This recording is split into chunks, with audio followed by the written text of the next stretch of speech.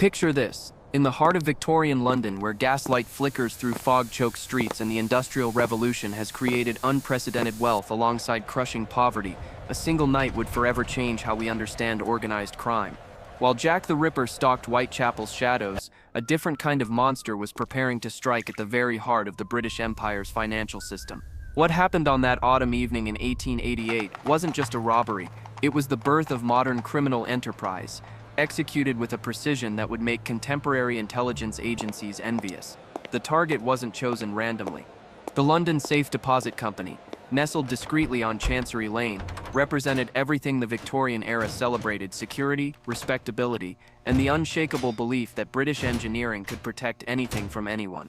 This institution housed the private wealth of some of the most powerful figures in the empire. Politicians, industrialists, foreign dignitaries, and even members of the royal family trusted their most precious possessions to what was marketed as the most secure facility in the world. The building itself was a fortress of red brick and iron, its vault protected by the latest innovations in lock technology, multiple layers of steel, and round-the-clock security that had never been breached. But here's what makes this story truly extraordinary. The perpetrators understood something that wouldn't become common criminal knowledge for another century. They realized that the greatest security weakness in any system isn't technological, it's human. While Scotland Yard focused on preventing smash-and-grab robberies and detecting obvious criminal behavior, these thieves were playing an entirely different game. They had spent months, possibly years, studying not just the building's defenses but the routines, habits, and psychological profiles of everyone who worked there.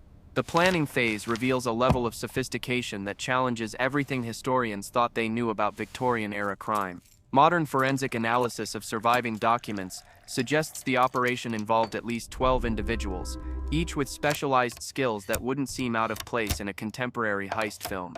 There was a locksmith whose techniques were so advanced that his methods wouldn't be fully understood by law enforcement for decades. A demolitions expert, who understood the precise application of explosives in confined spaces. A chemist capable of creating custom tools for specific materials. Most remarkably, there was someone with intimate knowledge of the London banking system's operational procedures, suggesting insider involvement at the highest levels. What's particularly fascinating to modern historians is how the criminals exploited the very innovations that were supposed to make the facility impregnable.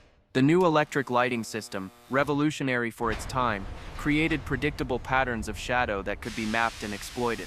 The state-of-the-art ventilation system, designed to prevent suffocation in the underground vaults, provided an unexpected entry route for someone with the right knowledge and equipment. The mechanical lock mechanisms, celebrated as the pinnacle of security technology, had vulnerabilities that could be exploited by someone who understood their internal workings better than their creators did. The execution began on a Friday evening in November 1888, when London's infamous fog provided perfect cover for unusual activity. While the city's attention was focused on the ongoing Ripper murders, our criminals initiated what can only be described as a masterpiece of psychological manipulation. They didn't break into the building, they were invited in. Using forged credentials and an intimate understanding of the facility's protocols, they posed as engineers conducting emergency maintenance on the new electrical systems. The beauty of this approach was that it explained any unusual sounds, required access to restricted areas, and justified working during off hours when normal security procedures might be relaxed. Once inside, they demonstrated an understanding of human psychology that was decades ahead of its time. Rather than rushing to complete the theft, they worked methodically over 3 consecutive nights, carefully documenting everything they encountered.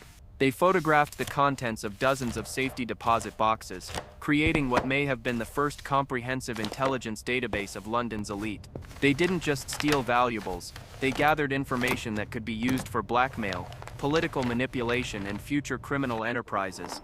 This wasn't just a robbery, it was industrial espionage on a scale that wouldn't be seen again until the World Wars. The criminals' selection process reveals a sophisticated understanding of what we now call risk management.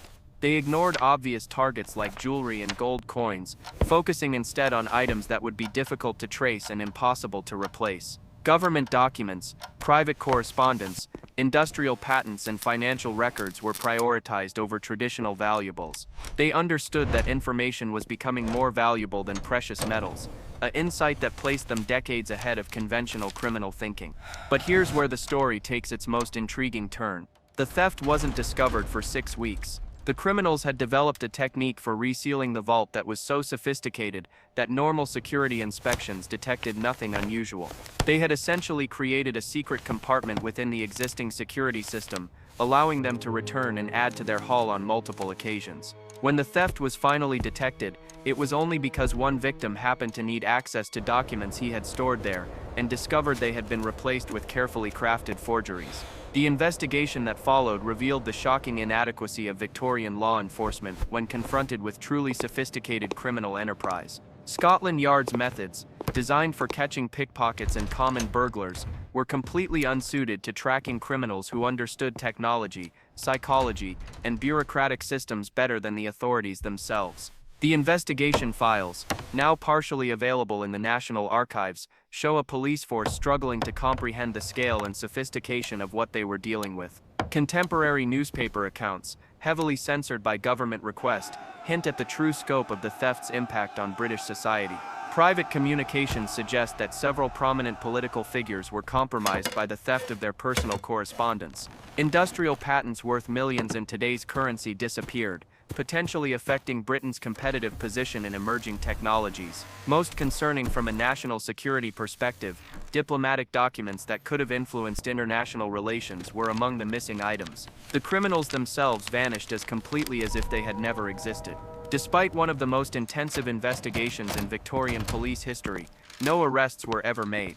No stolen property was ever recovered. No insider informants ever came forward. This suggests either an unprecedented level of criminal discipline or the involvement of individuals with the resources and connections to disappear completely from official records. Some modern historians speculate that the operation may have been state-sponsored, possibly by a foreign government seeking to destabilize British financial and political systems. The long-term consequences of this theft rippled through British society in ways that are still being discovered by modern historians. The immediate result was a complete overhaul of security procedures at financial institutions throughout the empire. The London Safe Deposit Company never recovered from the scandal and closed within 2 years. More significantly, the theft prompted the development of new investigative techniques that would eventually evolve into modern forensic science and intelligence gathering. But the most profound impact was psychological. The theft shattered the Victorian belief in technological supremacy and institutional security that had defined British confidence for decades.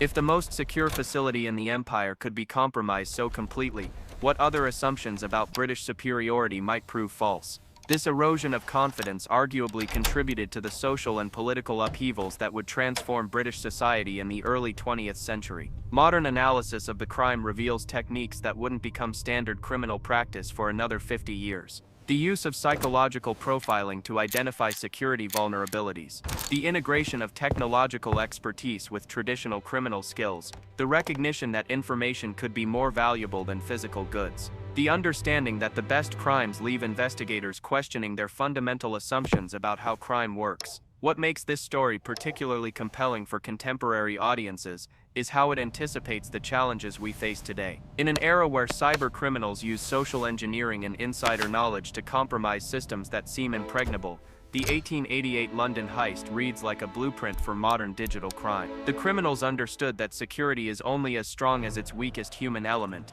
a lesson that organizations are still struggling to learn more than a century later. The mystery deepens when you consider the broader historical context. 1888 was a year of unprecedented change in London. The Jack the Ripper murders had demonstrated how an individual could terrorize an entire city despite massive police presence. Labor strikes were challenging traditional power structures. Immigration was changing the character of entire neighborhoods. Against this backdrop of social upheaval, the heist represented something even more unsettling. Proof that the systems designed to protect the powerful could be turned against them by individuals who understood those systems better than their creators. Recent archaeological investigations at the Chancery Lane site have revealed physical evidence that supports the most elaborate theories about the heist's execution. Hidden passages that don't appear on any architectural plans suggest the criminals may have modified the building structure during their preparation phase. Custom tools buried in the foundation indicate a level of planning that spanned months or even years. Most intriguingly, chemical analysis of metal shavings found in the vault suggests the use of techniques that weren't officially developed until decades later. The impact on popular culture was immediate and lasting. The theft inspired a generation of crime fiction that moved beyond simple stories of good versus evil to explore the psychology of criminal genius. Authors like Arthur Conan Doyle incorporated elements of the case into their work, creating fictional detectives capable of matching wits with criminals who combine traditional skills with modern knowledge. The idea of the gentleman thief, the criminal mastermind who operates more like a businessman than a common crook, can be traced directly to public fascination with this case. Perhaps most remarkably, the theft demonstrated how quickly criminal innovation could outpace legal and institutional responses. The techniques used in 1888 were so far ahead of contemporary law enforcement capabilities that similar methods continued to work for decades. This created a pattern that continues today: criminal enterprises that adopt new technologies and techniques faster than the institutions designed to stop them. The story forces us to confront uncomfortable questions about the nature of security, authority, and social order. If a small group of determined individuals could compromise the most secure institution in the most powerful empire in the world, what does that say about the stability of the systems we trust to protect us? The criminals didn't just steal valuables, they stole the illusion of security that allowed Victorian society to function with confidence. What's particularly fascinating is how the theft reveals the interconnected nature of power in Victorian London. The criminals' success depended not just on technical skills, but on understanding the social and economic relationships that held the system together.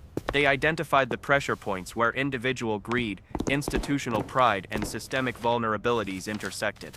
This holistic understanding of how complex systems actually work, as opposed to how they're supposed to work, gave them advantages that purely technical expertise could never provide.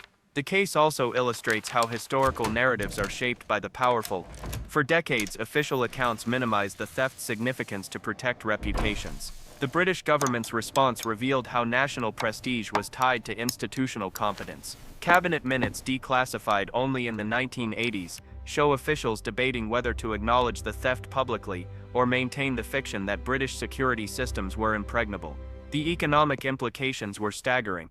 Conservative estimates suggest the stolen items exceeded £2 million in 1888 currency, equivalent to roughly £200 million today. Insurance companies faced unprecedented claims, leading to a complete restructuring of the security industry.